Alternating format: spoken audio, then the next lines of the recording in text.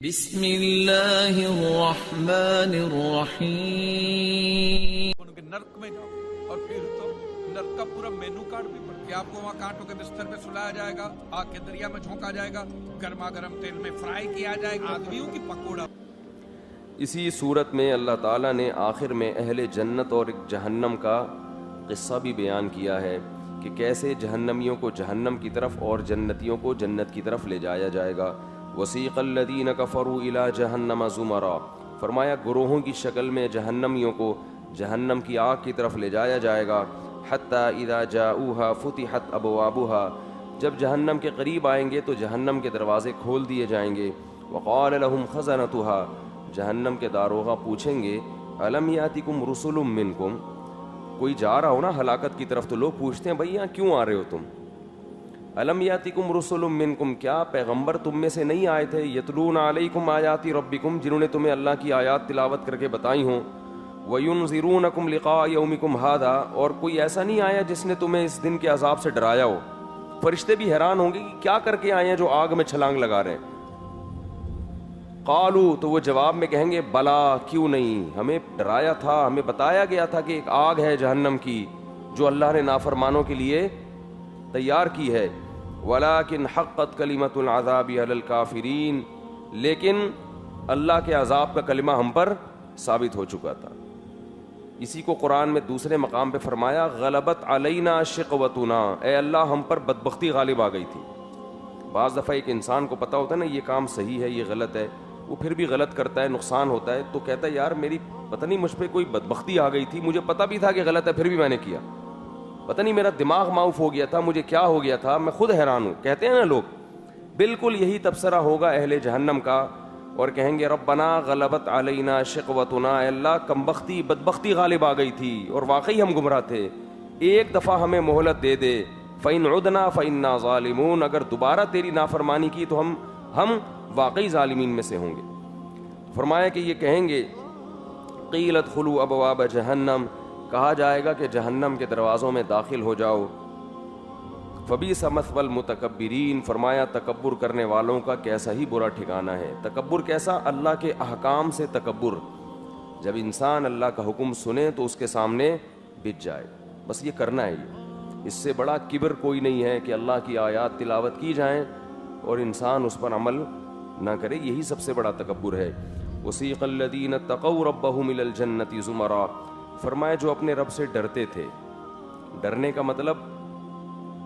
کا یہ مطلب نہیں کہ کانپتے رہتے تھے ہر وقت. ڈرنے کا مطلب یہ کہ جہاں یہ پتہ چلا کہ اس کام میں اللہ ناراض ہوتا ہے تو اس کام کو چھوڑ دیا. اتنا اللہ کا خوف، اتنا ڈر. جو اپنے رب سے ڈرتے تھے ان کو بھی چلایا جائے گا جنت کی طرف، گروہ در گروہ جنت میں جا رہے ہوں گے.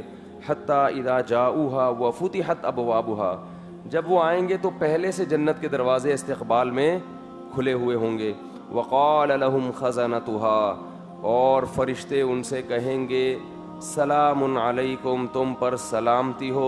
طبتم، یہ بڑا پیارا جملہ ہے، اس کا اردو میں ترجمہ ہو ہی نہیں سکتا. طبتم کا مطلب بہت اچھے رہے بھائی، بہت اچھے، کہتے ہیں نا بھائی بہت اچھے.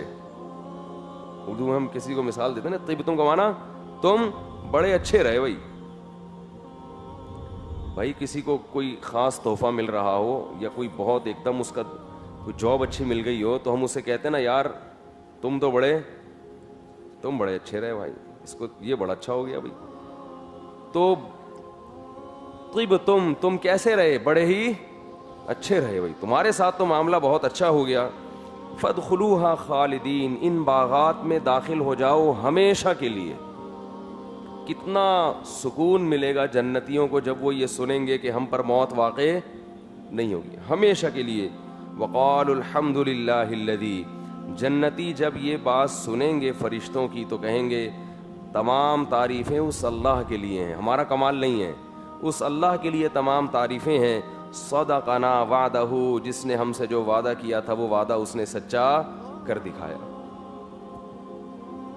ہم قربانی دیتے تھے، دنیا میں روزے رکھتے تھے، نظر کی حفاظت کرتے تھے، زنا سے بچتے تھے، شراب سے بچتے تھے، دنیا عیاشی کی طرف جا رہی تھی، صرف اس امید پر کہ اللہ ہماری تمام خواہشات جنت میں پوری کرے گا. تو جب وہ اپنی آنکھوں سے جنت کو دیکھیں گے تو اللہ کی حمد و ثنا کریں گے. صدقنا وعدہ, تمام تعریفیں اس اللہ کے لیے ہیں جس نے اپنا وعدہ سچا کر دکھایا. وَأَوْرَثَنَا, اور ہمیں وارث بنا دیا, الارض, اس زمین کا, نَتَبَوَّأُ مِنَ الْجَنَّةِ حَيْثُ نَشَاءُ, ہم اس میں جہاں چاہیں ٹھکانہ بنائیں.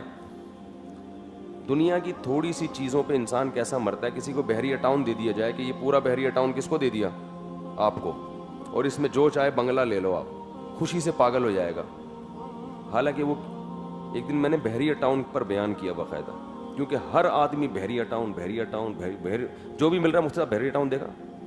میں لاہور سے آ رہا تھا کراچی, مفتی صاحب رات کو دیکھا بحریہ ٹاؤن سے اوپر سے جب جہاز گزرا تھا, لائٹ نہیں دیکھی آپ نے؟ بحریہ ٹاؤن نظر آتا ہے. تو ہر آدمی پوچھ رہا ہے بحریہ ٹاؤن میں آپ نے کوئی پلاٹ لیا؟ ہر آدمی بحریہ ٹاؤن. تو میں نے کہا, میں نے پھر بحریہ ٹاؤن کی فضیلت پر باقاعدہ بیان کیا. میں نے کہا اللہ کے بندو, قبر ہے, قبرستان بھی دیکھ لیا کرو. جہاز سے جب گزرو نا, قبرستان بھی نظر آتے ہیں نیچے. موت ایسی چیز ہے جو آپ کی تمام لذتوں کو, میں نے کہا جو بحریہ ٹاؤن کا مالک ہے نا, جو بیچ رہا ہے, کیا نام ہے ان کا محترم کا, ملک ریاض, وہ ایک لشکر جھنگوی کے بھی تھے نا. وہ نا ایک دن میں نے بیان نہیں ہوئے تو لشکر جھنگوی والے کے فضائل شروع کر دیے میں نے. بعد میں چلا بھائی وہ کچھ اور تھا, یہ کوئی اور ہے. نام جو ہے نا وہ ریاض ملک, ہاں استغفر, ریاض بصرہ, سوری. تو وہ ملک ریاض, تو وہ جو تھے نا ملک ریاض, میں نے کہا بھائی تھوڑے دنوں میں اس کا بھی جنازہ اٹھے گا. معذرت کے ساتھ ملک ریاض صاحب اگر کہ میری بات سن رہے ہوں, تو سب کا اٹھے گا جنازہ. جو بحریہ ٹاؤن کا مالک ہے وہ بھی جنازے کی چارپائی پہ لیٹا ہوا ہوگا, اور مٹی میں لے جا کے اس پہ بھی منو ٹنو مٹی ڈال کے لوگ ہاتھ جھاڑ کے, ایسے ہاتھ جھاڑ کے چلو بھائی ختم. تو جنازے اٹھ رہے ہیں. زمینوں سے دل لگانا, مکان سے دل لگانا, دیواروں سے دل لگانا دنیا کی سب سے بڑی بے وقوفی ہے. نبی صلی اللہ علیہ وسلم نے فرمایا, انسان کہتا ہے میرا مال میرا مال, جو کھا کے ختم کر دیا, پہن کے پرانا کر دیا, بس ختم, اور کچھ نہیں ہے, باقی سارا وارثوں کا مال ہے. ابھی تھوڑے دن تمہارے پاس, پھر کل کوئی اور لے گا, پھر پرسوں کوئی اور لے گا. اسی وجہ سے رسول اللہ صلی اللہ علیہ وسلم نے فرمایا, اب میں یہ حدیث سناؤں گا, بات لمبی ہو جائے گی, خلاصہ رہ جائے گا. پچھلے انبیاء اپنی قوم کو کیا سمجھایا کرتے تھے, وَتَتَّخِذُونَ مَصَانِعَ لَعَلَّكُمْ تَخْلُدُونَ, تم گھر ایسے بناتے ہو جیسے تم نے ہمیشہ رہنا ہے اس میں. حالانکہ اپنے پیسوں سے حلال سے گھر بنا رہے ہیں, مگر انبیاء ان کو تنبیہ کر رہے ہیں کہ گھر پہ اتنا سریہ کیوں ڈال رہے ہو بھائی, اپنی ہڈیوں کا کیلشیم دیکھو, وہ تو روزانہ ختم ہو رہا ہے. اور جو گھر بنا رہے ہو رہنے کے لیے, اس میں اتنا منوٹن و سریہ, وہ سریہ آپ کے کیلشیم سے زیادہ طاقتور ہے. تو اتنا سریہ ڈالیں جتنا آپ کی ہڈیوں میں سریہ ہے. یہ بوسیدہ ہو کے ختم. لوگ کہتے ہیں اپنی اولاد کے لیے بنا رہے ہیں, اولاد کہتی ہے ہم اپنی اولاد کے لیے بنا رہے ہیں, وہ کہتے ہیں ہم اپنے لیے, پتہ نہیں کون بنا رہا ہے. مقصد اپنے لیے ہوتا ہے, لیبل کیا لگا دیا جاتا ہے. تو گھر بنانا ناجائز نہیں ہے, لیکن بھائی ان چیزوں سے دل نہ لگاؤ. اللہ نے فری پھوکٹ کے بہت پیسے دیے ہیں, تو چلو ایک گھر بھی لے لیا, نہیں دیے تو یہ بڑا مزے کا. کرائے کا گھر زیادہ مزے کا ہوتا ہے, اس میں انسان کو مسافر خانے کا احساس, بولو بھائی, زیادہ ہوتا ہے کہ مسافر خانہ ہے, جنازہ نکلے گا. ہمارے حضرت تو کبھی گھر کو گھر کہتے ہی نہیں تھے.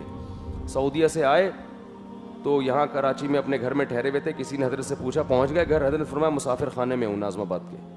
اس نے کہا, پھر اگلے دن فون کیا, کہاں ہیں بھائی؟ انہوں نے کہا میں ناظم آباد کے مسافر خانے میں. اس نے کہا ابھی تک گھر کیوں نہیں پہنچے؟ فرمایا گھر تو قبرستان ہے. یہ کیا ہے؟ مسافر خانہ ہے, تھوڑے دن میں اڑ جائیں گے یہاں سے.